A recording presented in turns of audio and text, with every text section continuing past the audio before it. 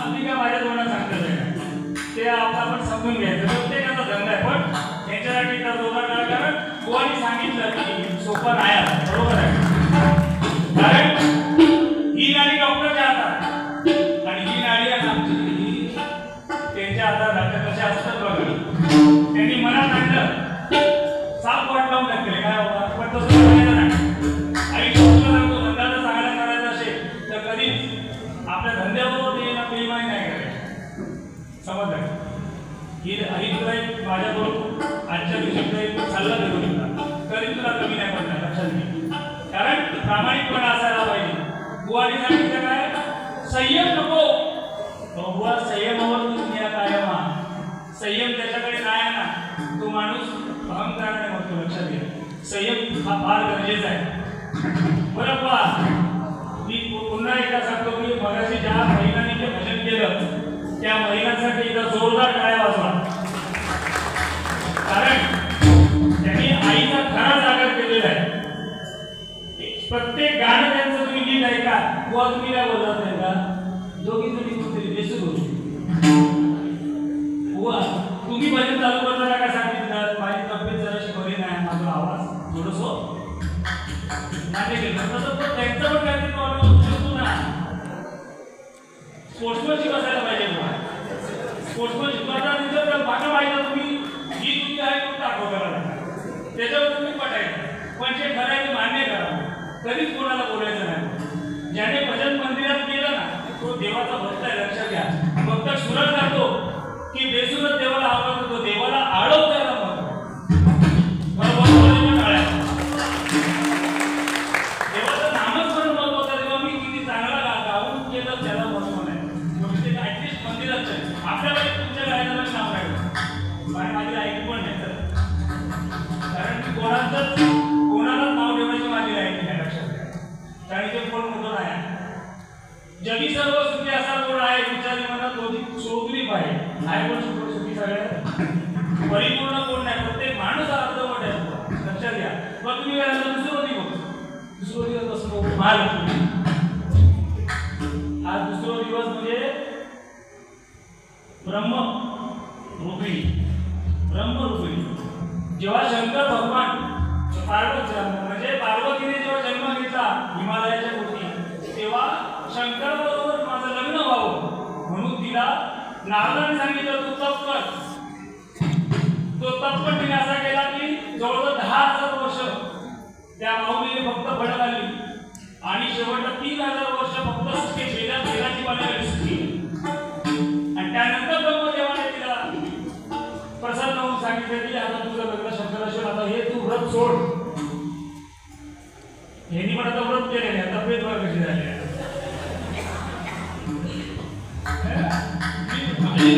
सांगितलं अहो कालपासून तुमच्या मागे लागले औषध आणते नाही बोलतोय ना, ते मग तुमच्या मागे आय लव्ह यू तू बोललाच नाही. हे प्रेम वेगळं आणि हे प्रेम वेगळं. आय लव्ह यू नुसतं प्रेयसीला बोलतो अशातला भाग नाही. मी माझ्या आईला पण आय लव्ह यू म्हणायचो, माझ्या वडिलांना सुद्धा आय लव्ह यू म्हणतो, माझ्या बहिणीने सुद्धा आय लव्ह यू म्हणतो, माझ्या मुलांना सुद्धा म्हणतो. कारण आय लव्ह यू इंग्रजी आहे. इंग्रजी काय माहिती आहे का, सगळ्यात बेकार भाषा. इंग्रजी भाषा बघा सुरू होते म्हणून A for apple, B for ball, C for cat, D for dog आणि झेड फॉर काय झेब्रा. फळाला सुरू झाली सगळी कुठे जनावरांमध्ये. मराठी भाषेमध्ये सुरू होता अला सुरू होते आणि ज्ञाला संपते, म्हणजे अज्ञानाला सुरू होऊन ज्ञानाला संपते, ती आमची मराठी भाषा. आता ते लिहिलं सांगलं ते पुढे काही सांगलं मुळे करतात.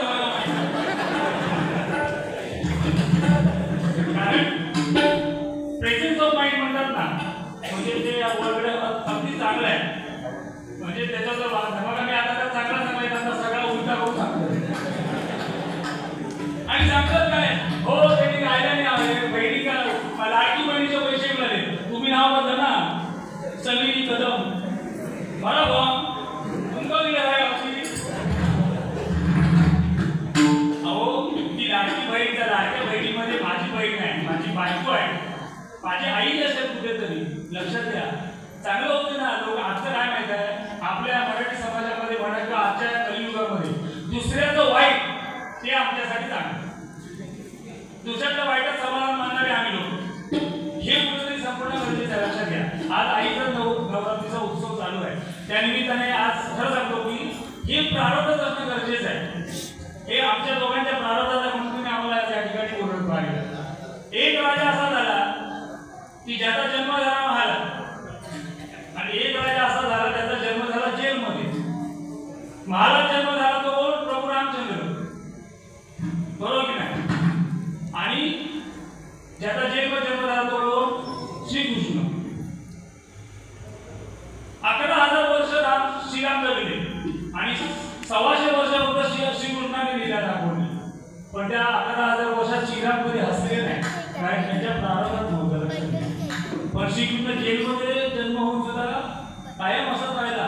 आज आपण सगळे असतो त्याच्या लीला बघतो. हे प्रारब्ध, हे प्रत्येकाचं प्रारब्ध ते देवाने लिहिलेलं आहे. त्याच्या मागे आणि पुढे काय नाही. पुढे जायला बुवा आमचे तसे हुशार आणि तुझे पॉईंट आता थोडतं आहे. मग पहिले भजन करूया, आवाजाचा बरोबर होणार. म्हणजे एक सांगेन की 362 दिवसामध्ये जवळजवळ 312 वर डबलवारी करतात. एक बरोबर कळा. आणि सगळ्यात महत्वाची गोष्ट बुवा, बरीच लोक म्हणतात आपल्याकडे मी बागाची तुगलबंदी, पण खरोखर तुम्ही असाल. खरं जे आम्ही या खुर्चीवर बसून कधी खोटं बोलत नाही, कारण ही नारदाची खुर्ची आहे, ह्याच्यावर खोटं बोलणं चुकीचं आहे. अध्यात्माचं आपल्याला कळत असेल तर ह्याच्यावर खोटं बोलायचं नाही. कारण सांगतो बुवा तुम्हाला मी आवाज म्हणतो, कारण आता तुमचा आवाज बसलाय, पण तुम्ही आताही तुमचं भजन त्या स्टँडर्ड पेटीवरती त्याच पट्टी जाऊन करताय. तुम्ही आवाज जोरात नाही तर जोरात टाळायला. आणि हे चांगलं तुला ते सांगताय धाकतो आवाज समाजाला. आणि मगाशी मला काय सांगितलं तर तो बुवा त्या भागाकडे समजायचे, भागा काय परिणाम आणि मागा सांगतात बटणं हळूहळू घेऊ. अहो मागा तुमची आता तब्येत बघा, तुमच्या तर हळूहळू सुरू होते.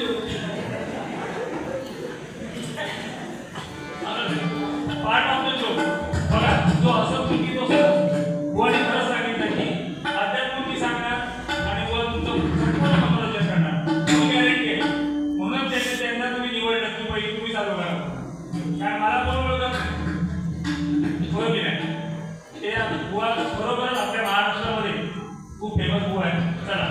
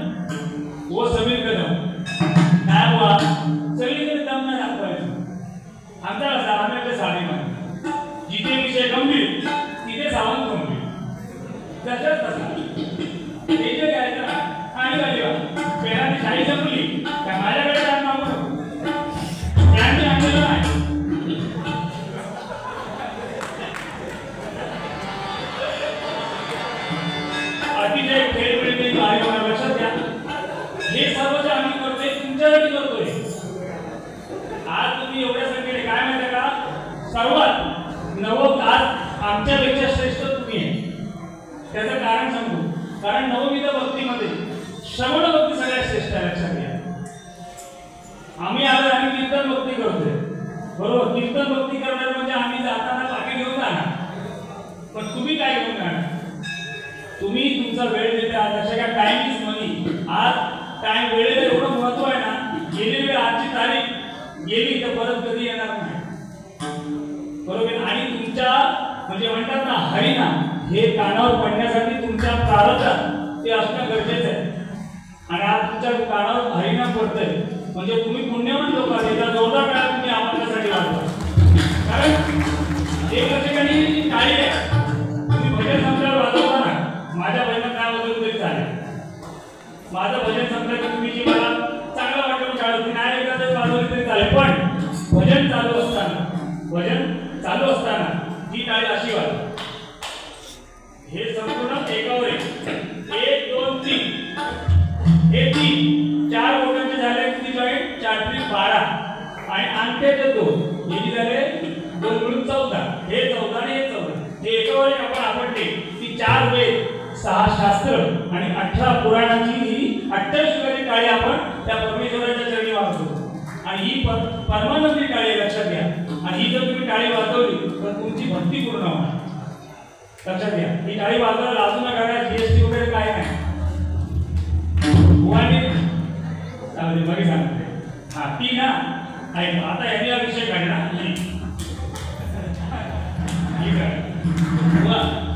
ही टाळी कोण वाजवतात? आज आपण तुमच्या मंदिरात बसलो. अर्धनारीश्वर कोण? हा बरोबर ना. आपण आता काय म्हणतो ह्याच्याबद्दल बघा. आपण ह्या लोकांना आपण आपल्या इंडियामध्ये आपण याला काय म्हणतो हिजडा म्हणतो बरोबर ना. पण हा हिजडा नाही. इटलीमध्ये पहिला जेव्हा किन्नर जन्माला आला इटलीमध्ये 24 एप्रिलला इटलीमध्ये हिजडा म्हणजे किन्नर जन्माला आला तेव्हा त्या किन्नरचा दिवस म्हणजे हीच डे म्हणून इटलीने सुट्टी डिक्लेअर केली. हीच डे. पण तो इटली पासून मुंबई जेपर्यंत हिजड होता. म्हणजे हे सत्य आहे. काय कोणी सांगितलं की मी एकही वही ठेवून का भजन करत नाही. कारण आपला विश्वास त्या परमेश्वरावर असणं गरजेचं आहे. त्या आईवरती लक्षात घ्या. जेव्हा तुम्ही देवावर भार टाकणार तेव्हा देव भार उचलणार. कारण आम्ही जातो देवळात कशा जातो फक्त मागायला जातो. मागायला काय नको गाडी दे बंगला दे. पण एक तरी म्हणतो असा की देवाला बोलतो देवा तू मागा वयस काय म्हणतो बरोबर की नाही. त्या माऊली समोर बसलेले आहेत. माझ्या आईसारखे वाटत मला बघायचं बघतोय ते विषय. माझी आई पण अशी बसायची परिणामध्ये आली कधी. पण सांगायचं तात्पर्य काय लक्षात घ्या की देवाला तुम्हाला कोणी चॉकलेट दिलं चॉकलेट एखाद्या तुम्ही काय म्हणता त्याला थँक्यू. तुम्ही देवाला कधी थँक्यू म्हणालात का? एवढा नरदेह त्या देवाने आपल्याला दिलेला आहे त्याबद्दल कधी देवाला तुम्ही थँक्यू म्हणालात का? एकदा विचार करा.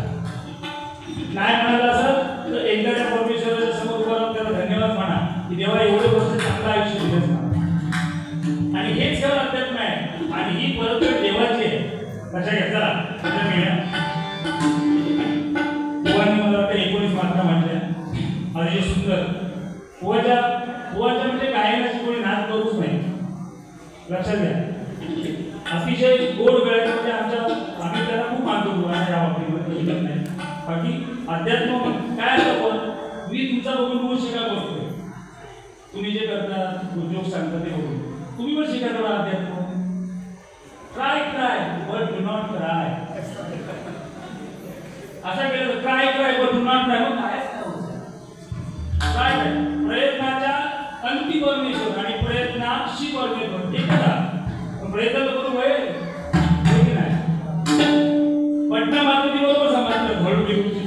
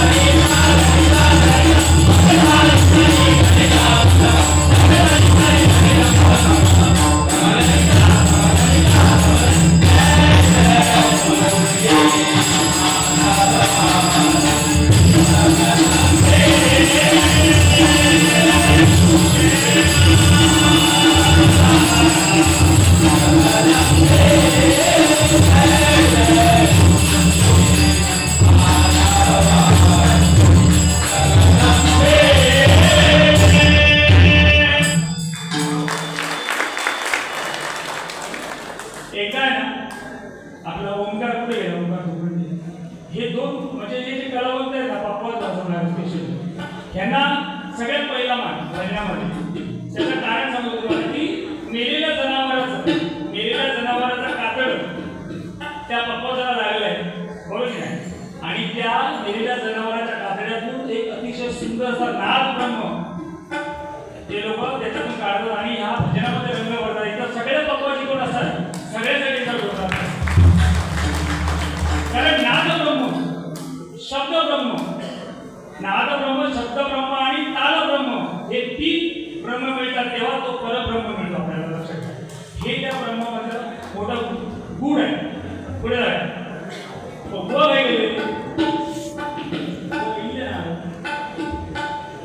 आणि मला ती फॅशन बद्दल सांगितलं की दिवसाचा घालला मी काही लिहून नाही घेतले पॉईंट जे आठवतं मी पॉईंट मला कंटाळा येतो तसं सांगा. पण त्यांनी सांगितलं की 9 रंग आपल्या स्त्रिया 9 रंगाच्या 9 साड्या घेतात हे बरोबर ना. आणि मुळात फॅशन ही जी आहे ही संस्कृती सांभाळून दिलेली फॅशन. आता आमच्या मुलं जे आहेत मुलं ही 30ची कमर असेल, 30ची मुलाची तर पॅन्ट किती घेणार 32. तुझे पाय पडले तो आमच्या गाव कुठे बरा. ती फॅशन करण्यापेक्षा आमच्या माता भगिनी या साड्यांचे कलर घेऊन उलट त्या निमित्ताने का होईना आमच्या सर्व माता भगिनी हा नवरात्र उत्सव साजरा करतात. लक्षात घ्या. आणि त्याच्यापेक्षा सगळ्या स्त्रियांसाठी काय, कारण काय माहिती का आमच्याकडे काय विद्यापणा. आता याचे दिवस आहेत नवरात्रीचे 9 दिवस.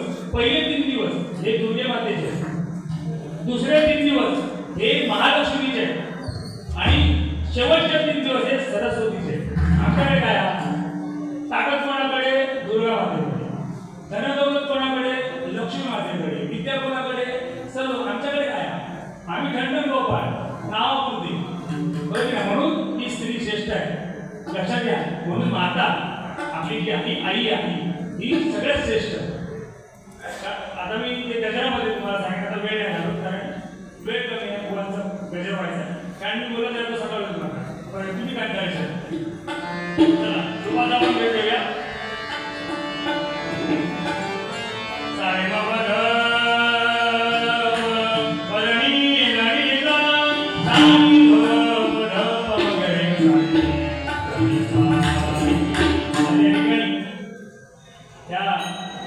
गावचे सुपुत्र म्हणजे आमच्या आजोबा आज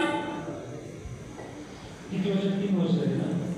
3 वर्ष झाली माऊलीला पॅरलाइज झालेला आहे. पण ह्याला म्हणतात खरी भक्ती. आज ह्या परिस्थितीत सुद्धा इतक्या येऊन त्या भजनाचा जोरदार काढा. हे संस्कार आपल्या मुलांना पुढे होणार आहे. लक्षात घ्या. मुलं चुकतात नाही, आई वडील चुकतात. मुलांना आई वडील दाखवणार ना तेच मुलं करणार.